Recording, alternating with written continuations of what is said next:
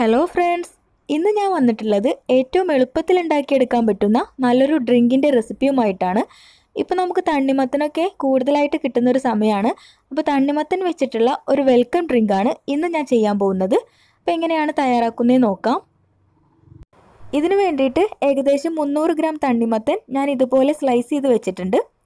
ഇനി നമ്മുടെ ഡ്രിങ്ക് റെഡിയാക്കി തുടങ്ങാം. അപ്പോൾ അതിനായിട്ട് ആദ്യം തന്നെ മിക്സിയുടെ ജാറിലേക്ക് നമ്മൾ എടുത്തു വെച്ചിട്ടുള്ള തണ്ണിമത്തൻ ഇട്ട് കൊടുക്കാം. ഇനി ഇതിലേക്ക് 2 ടേബിൾ സ്പൂൺ നാരങ്ങനീര് ഒഴിച്ചു കൊടുക്കാം.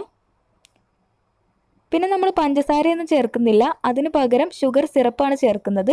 അപ്പോൾ ഏകദേശം 1/4 കപ്പ് പഞ്ചസാര പാനിയാണ് നമ്മളിതിലേക്ക് ഒഴിച്ചു കൊടുത്തിട്ടുള്ളത്. ഇനി നല്ലൊരു ഫ്ലേവർ കിട്ടാൻ വേണ്ടിയിട്ട് 5-6 പുതിനയില ഇതിലേക്ക് ഇട്ട് കൊടുക്കാം. ഇനി ഇതെല്ലാം കൂടി നന്നായിട്ട് അടിച്ചെടുക്കാം.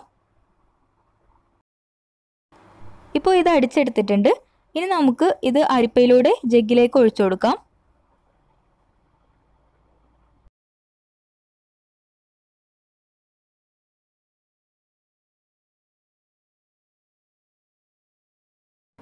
ഇനി നമുക്ക് ഇതെങ്ങനെയാണ് സെർവ് ചെയ്യുന്നതെന്ന് നോക്കാം.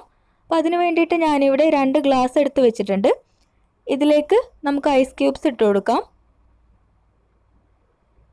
ഇനി നമ്മൾ റെഡിയാക്കി വെച്ചിട്ടുള്ള തണ്ണിമത്തൻ ജ്യൂസ് ഒഴിച്ചു കൊടുക്കാം. അപ്പോൾ നമ്മൾ ഗ്ലാസ് ഫുള്ളായിട്ട് ഒഴിച്ചു കൊടുക്കേണ്ട, ഇതിൻ്റെ പകുതി മാത്രമാണ് ഒഴിച്ചു കൊടുക്കുന്നത്.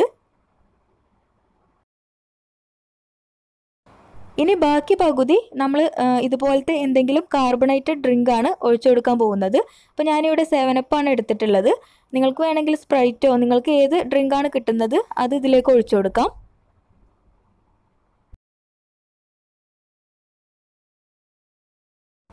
അങ്ങനെ നമ്മുടെ അടിപൊളി വെൽക്കം ഡ്രിങ്ക് ഇവിടെ റെഡി ആയിട്ടുണ്ട്.